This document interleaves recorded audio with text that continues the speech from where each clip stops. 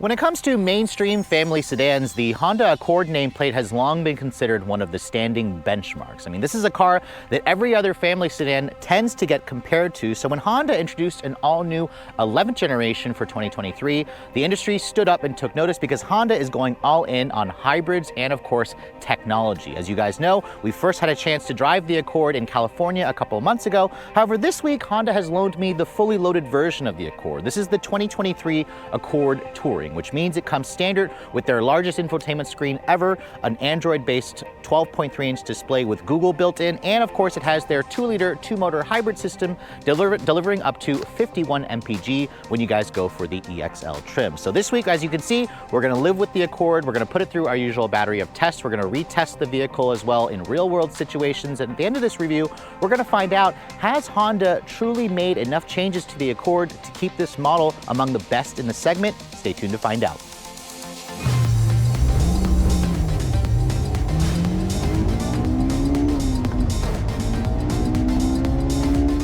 So before we start talking about the exterior styling of the all-new 11th generation Accord, I thought I'd pop the hood and show you guys what's powering this vehicle. Now, the previous generation offered a choice of 3 different powertrains. Sadly, Honda has dropped the top engine, and now you only have a choice of 2 different powertrains. Now, for those of you who go for an LX or an EX trim, you're going to have the company's 1.5-liter turbo 4-cylinder, making 192 horsepower and 192 pound-feet of torque. However, for this generation, Honda claims that about 50% of Accord buyers are going to go for the hybrid powertrain, and that's because if you go for the Sport and Up trims, it'll come standard with this 2-liter, 2-motor hybrid system, which now has a direct injection 4-cylinder that develops around 146 horsepower on its own with 139 or 31 pound-feet of torque.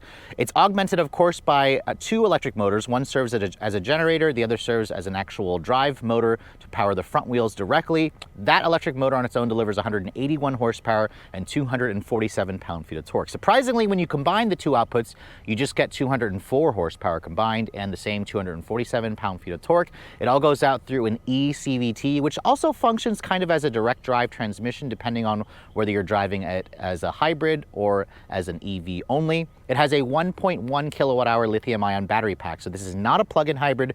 There is no electric-only range. There is, however, at low speeds where you can drive on electric-only. However, if you put your foot down a little bit more, the gas engine will come on to power the vehicle and, of course, recharge that very small battery pack. Fuel economy for this model is rated at 46 in the city, 41 on the highway, about 44 combined. If you go for an EXL with the 17-inch wheels, you'll get around 51.48 mpg, which again, that is the better number because of the smaller wheels. Honda doesn't quote a 0 to 60 performance. We got 7.2 when we first tested it. We'll retest it here back home. It has a top speed of roughly 125 miles an hour, and the new Accord is not that heavy considering all the hybrid tech. It weighs in at just over 3,500 pounds, which is actually a little bit lighter versus a V6 Camry or a 2-liter turbo Nissan Altima. But let's close up the hood and talk about the exterior styling of the new Accord, because this is where the new version got a lot of controversy. A lot of people don't love the way the Accord looks, at least in photos, at least in video. I have to say that the Accord definitely has more of a presence to it when you see it in person. This particular color is called Canyon River Blue. It's a new color for 2023. It's also new on the CR-V as well. You can see the front fascia of this touring grade has kind of like a matte black, or I'm sorry, it's a shiny black plastic for the grille. It's got the Honda logo that houses the Honda sensor for the radar system. You can see all Accords come with reflector style full LED headlights. You have LED low and high beams and LED daytime running light and turn signal. Where I don't like the front end of the Accord is probably right here. There's like a piece right here that's flat black. I really think this should have been painted to match the bumper. I like the glossy black in the grille. Down here in the lower front area, you can see it's got some gloss black for the front skirt. Some functional openings down here, along with some active grille shutters behind the glossy black grille. And then you also have some silver trim here where there could be fog lights. Overall, the previous generation to me looked much more aggressive. I think Honda kind of went backwards with the front end styling of this new Accord. It reminds me a lot of a Chevrolet Malibu, a Ford Taurus. I've seen some comparisons to that, but let me know in the comment section below what you guys think of the design. The platform of the new Accord is basically the same, although it has been updated to be a little bit more rigid. Its overall length was stretched by 2.7 inches. So now this is among the biggest sedans in the segment at 195.7 inches long. It's basically the size of like a Toyota Avalon. Its wheelbase is the same at 111 inches long. The Accord is about the same height. The width is a little bit wider. But overall, Honda basically just stretched the front and rear overhang of this vehicle to make room for the hybrid powertrain. Now you can see the wheels. Most Accords will come with a 19-inch wheel because the higher trims do that. The Sport and Ups have 19-inch wheels. This Touring also gets a 19-inch wheel. You can see it's got like a two-tone machine gloss black look to it. It's wrapped in a 235/40 R19 tire. You have a 12.3-inch front rotor along with an 11-inch rotor at the back. It's a single piston floating caliper design.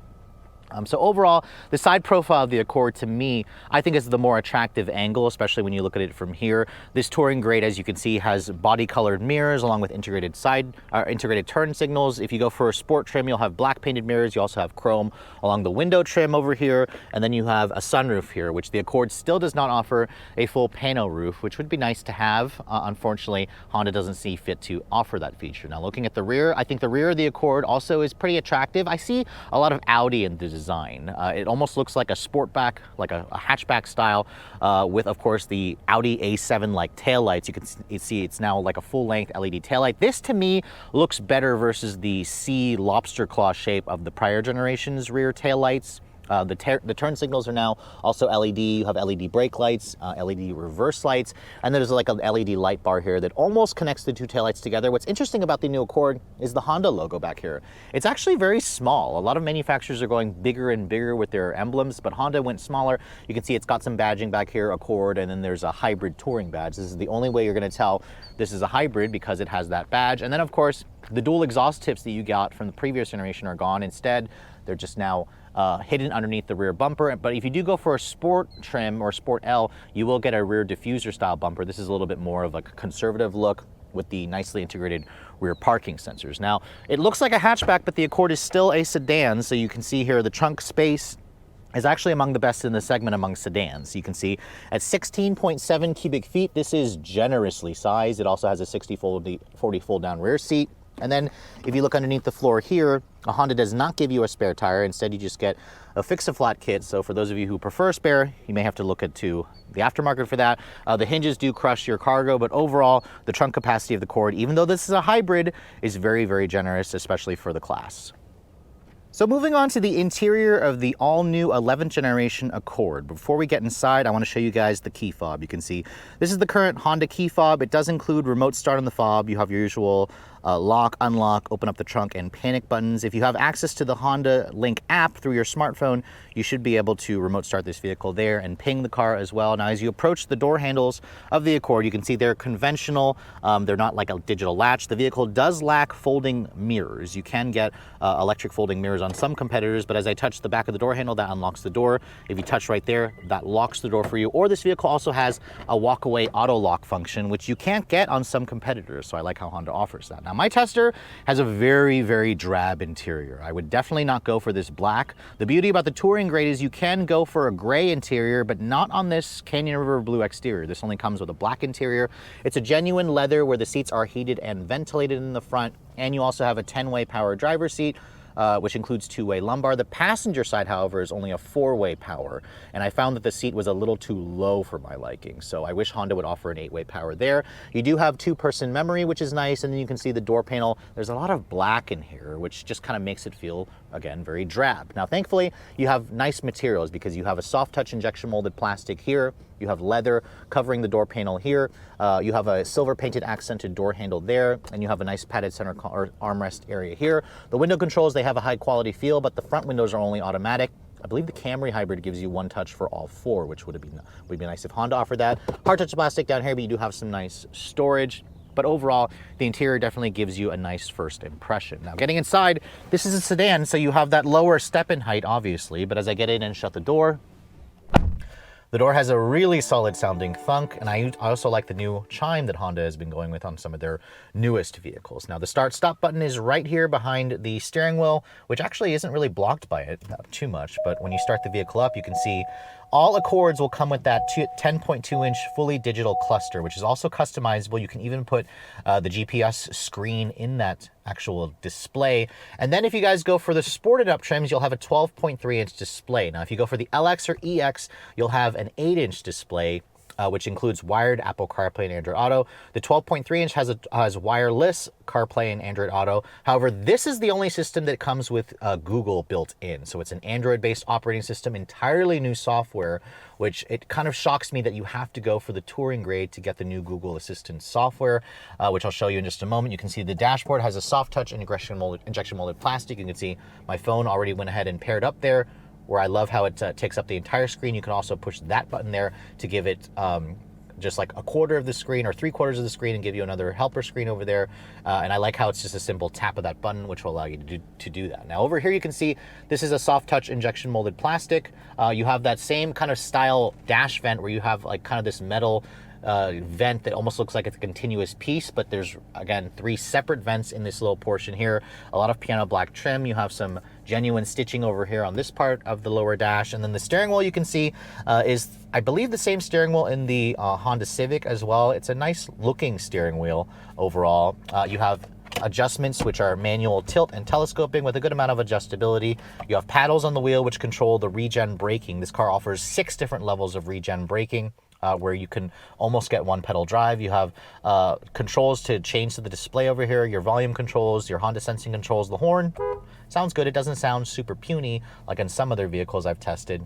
But overall, you can see there's also a 6-inch heads-up display included with the touring grade.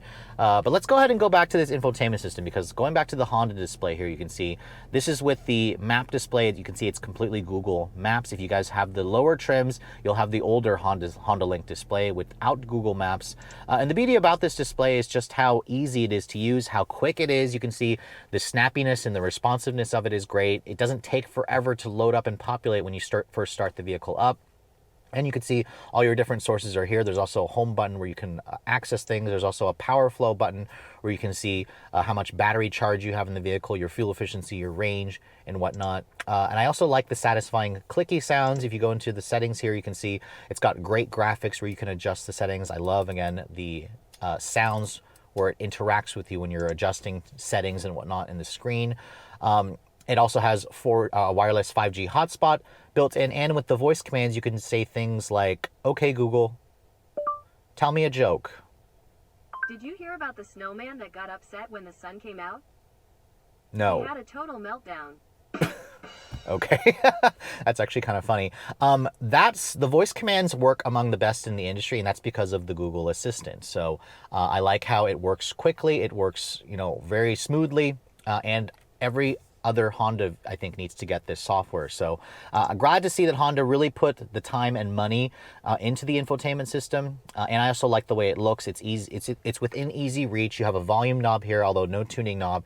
And then down here, you can see you have your dual zone climate control with more of those satisfying clicky knobs that feel very German. You have heated and ventilated seats, which you can see have a nice satisfying feel. It's an actual hard button. The one thing this car is missing, however, is a heated steering wheel. I did not see a heated steering wheel in here at all, and you cannot get it as a dealer accessory, at least for now. So I think that's a mistake. There should be a heated steering wheel included, and when you put the vehicle into reverse, you can see there's your backup camera, which offers 3 different types of views. It also has rear cross traffic alert, rear cross traffic braking, but as you can see, it's missing a 360 camera. You can get that on vehicles like the Camry and the Altima. Honda, for still some reason, does not offer a 360 camera, at least on the Accord. You can get that on an Acura TLX, of course. Down over here, you can see there's a wireless phone charging pad, which does have some non-slip. My phone, for the most part, charges about 50% of the time I put it in there, but that could be an iPhone thing. I also like how Honda did away with their push button shifter. Now we just have a traditional lever where there's P, R, and D.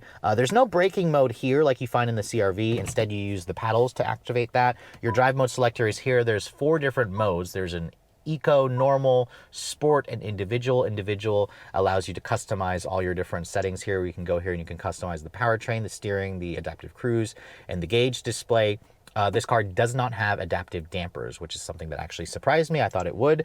Cup holders, you can see here, there's an electronic parking brake. A lot of piano black plastic here, which, as you can see, will get scratched up and dirty. This one already has a little bit. Push that button here, you can actually force it to go into an EV mode when it has enough charge, but when it doesn't, it'll yell at you and say EV mode not available. Switch the drive mode. You got a padded center console area here with 12 volt and it's a pretty deep amount of storage. Your 2 USB-C charging ports are also over there. The seats, like I mentioned earlier, are heated and ventilated. They are very comfortable and supportive. This is an all-new seat design, except the passenger seat is only a 4-way. I wish it was an 8-way because I found that it's mounted too low for me personally. Over here in the glove compartment, you can see it is damped but not lined with felt. It's a bin style, and then the 12-speaker Bose stereo in this car is only included on the touring grade. I love how Honda's finally using a premium branded audio system as opposed to just their brand, and it sounds good, but again, you have to go for this trim if you guys want the Bose stereo. But overall, the front seat area definitely is nice. It's comfortable, it's roomy, it's got great visibility, it's got great tech aside from missing a heated steering wheel and a 360 camera. But let's go ahead and hop into the back seat, because the Accord's back seat is also among the biggest in the segment because of how big this car is. Honda says you have a little over 40 inches of legroom back here, actually almost 41, which gives it the best numbers in the class.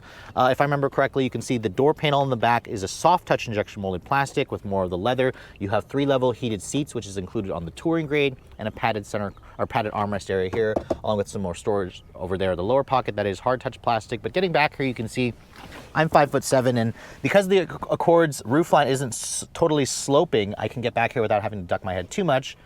As I get back here and shut the door, you can see there's just so much legroom back here, which is really nice. There isn't a flat floor, which it should be considering this doesn't offer all-wheel drive. You have rear seat air vents, you have 2 USB-C charging ports, however, only 1 storage pocket over on the passenger side. And then, like I mentioned earlier, 3-level heated seats, which is nice. You have an armrest that folds down and gives you 2 cup holders over here. The head restraints, surprisingly, are fixed. I believe the old Accord had adjustable rear head restraints. And then when you're looking at the headroom space, you can see at 5'7", my head comes pretty close, but I guess if you're over 6 feet, you might get your head a little bit closer to the ceiling. But overall, you can see the back seat is among the biggest in the class, and if you need to put car seats back here, you can certainly do that in the all-new Accord.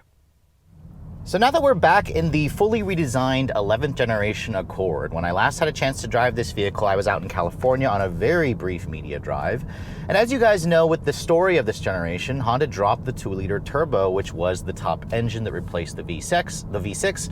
This hybrid powertrain is designed to basically give us most of the thrills of that powertrain, but with probably a 50% increase in fuel efficiency. Now that I have the vehicle back at home for a week to test, I'm going to redo my 0 to 60 timing, which I got 7.2 out in California when I had Rob in the car. We were on a road that I wasn't quite as familiar with. This is a stretch of road that I consistently do my 0 to 60 testing on. It is a nice flat road, so we don't have to deal with elevation or it going uphill.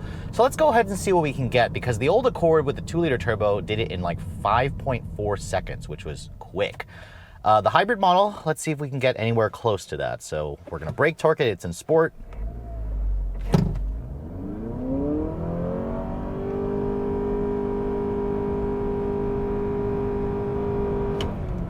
.73 seconds. So that's about a half a second faster than what I got in the first time that I tested this vehicle, and it's about a second slower, sadly, versus the 2-liter turbo. Now, you also probably noticed when you brake torque it, this is how you're going to get the quickest acceleration, because the CVT doesn't mimic shifts. It's technically an e-CVT. It functions like a direct drive transmission, but it doesn't mimic shifts.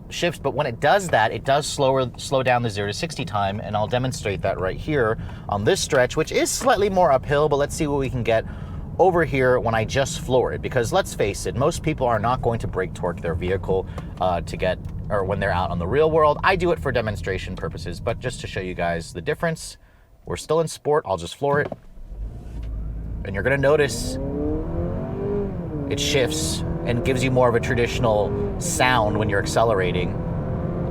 8.13 here, so that is, remember, going slightly more uphill on this stretch right here. However, it's probably around, I probably would have gotten like 7 seconds if I had brake torqued it. So let's just say when you brake torque it, it shaves off about a second, a little over a second off the 0 to 60 time because of those fake shifts. I'll try one more 0 to 60 time up ahead there where it's another level road, and we'll see what we can get there. But overall, the performance of the new Accord is perfectly respectable. This is quicker versus what I got in a Camry hybrid, the 2023 Camry hybrid, which does it in around 7.2 seconds, which is the same thing that a Lexus ES300H will also do it in. So at least the Accord's powertrain is quicker also versus the new CR-V. The new CR-V hybrid with this powertrain and all-wheel drive has about another 400 pounds of weight to move around, and that took about 7 seconds. So it's about, about a half a second quicker in the Accord. I think I could actually get a little faster than the 6.7. We'll see if we can confirm that up ahead here.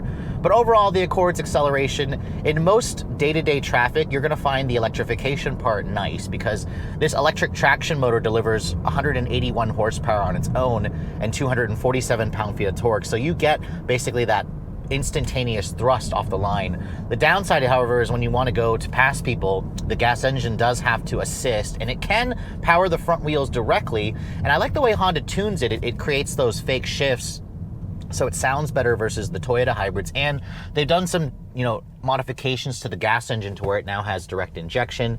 It's a little bit smoother, a little bit more refined. So I'll put my foot down here.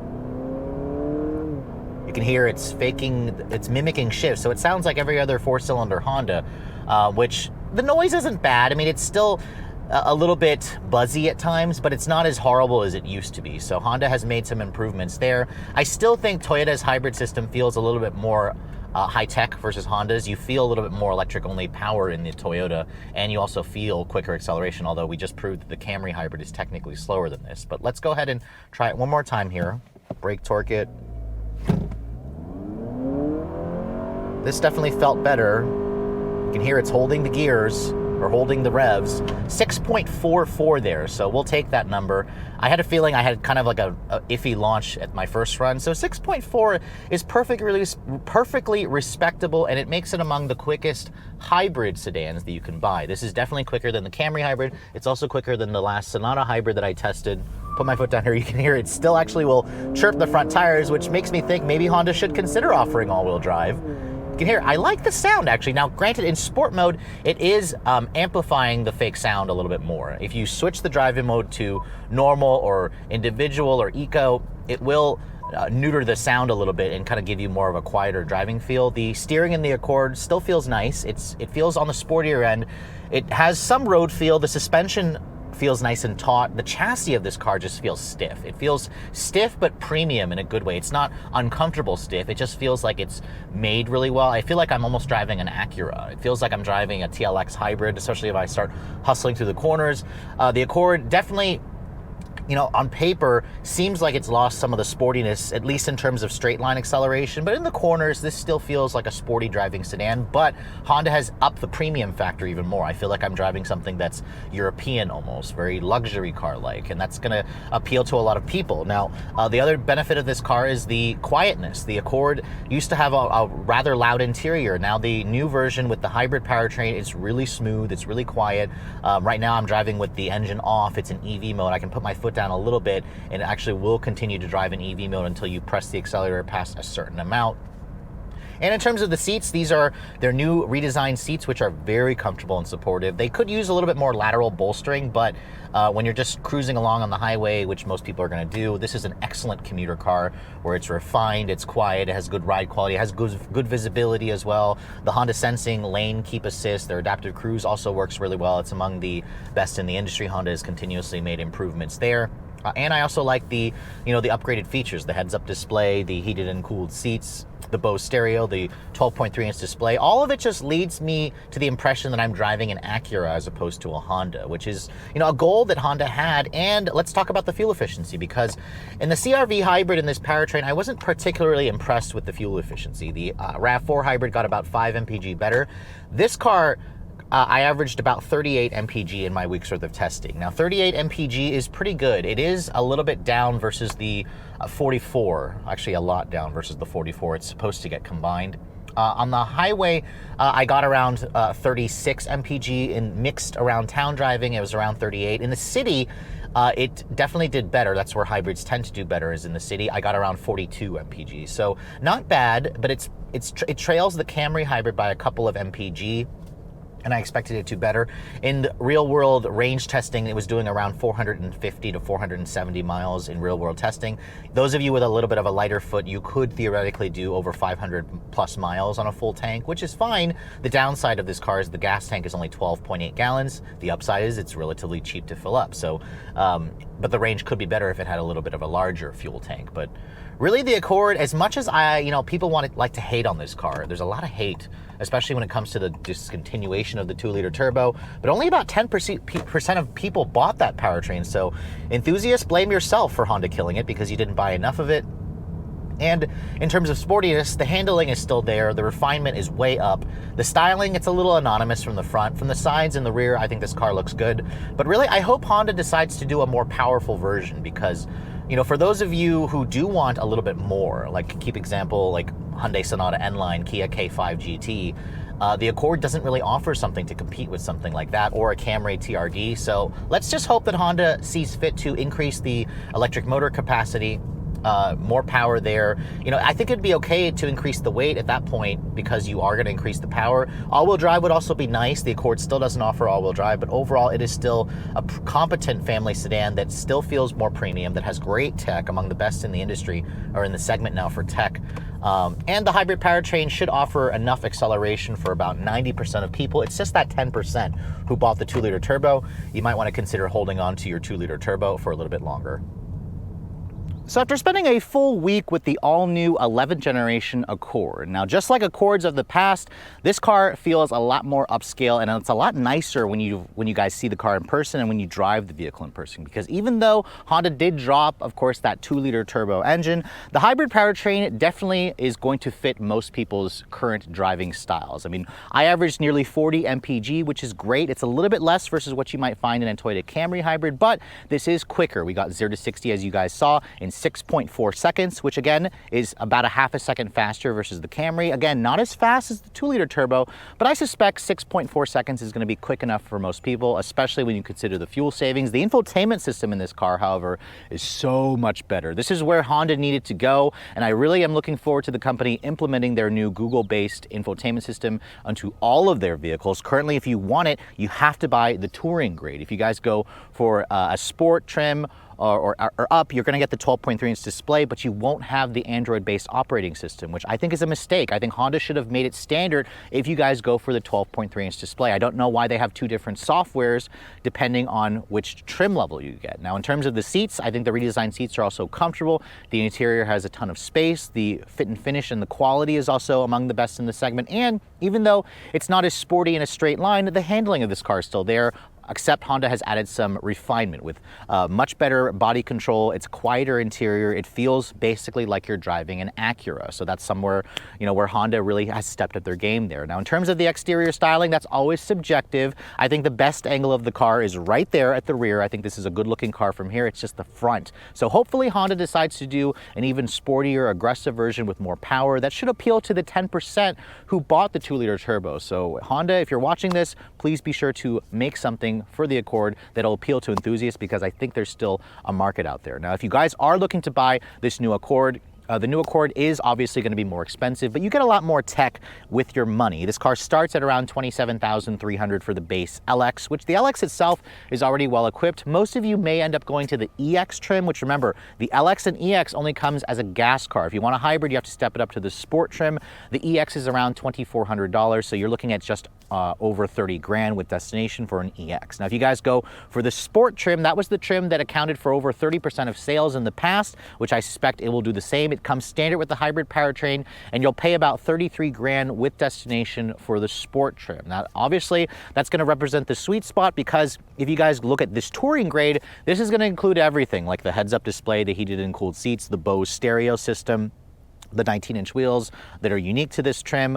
All in, this model here, with the heated rear seats as well, comes in at just under 39 grand, about 38.9. Keep in mind, if you guys choose a color that's going to cost extra, the Accord could get closer to 40 grand, which again is a pretty good chunk of money. However, if you look at a fully loaded version of the Camry hybrid, it'll essentially cost the same. However, if you look at other competitors like the Hyundai Sonata hybrid, that will undercut this vehicle by about $2,000. But I'd say with the new refinement, the premium feel, the tech features of the new Accord, I do think it's worth the extra charge. It's just just a shame that Honda no longer offers a performance engine, but I do think the 2-liter turbo or the 2-liter hybrid powertrain should be acceptable for about 90% of Accord buyers. But with all that said, hope you guys have enjoyed my full overview on the brand new 2023 Honda Accord Hybrid. If you're also looking to see the latest cars I'm testing, be sure to follow me on Instagram at redline_reviews, like us on Facebook, and as always guys, please keep subscribing to the Redline Reviews YouTube channel for all the latest reviews. Thank you so much for watching. I'll catch you all in the next video.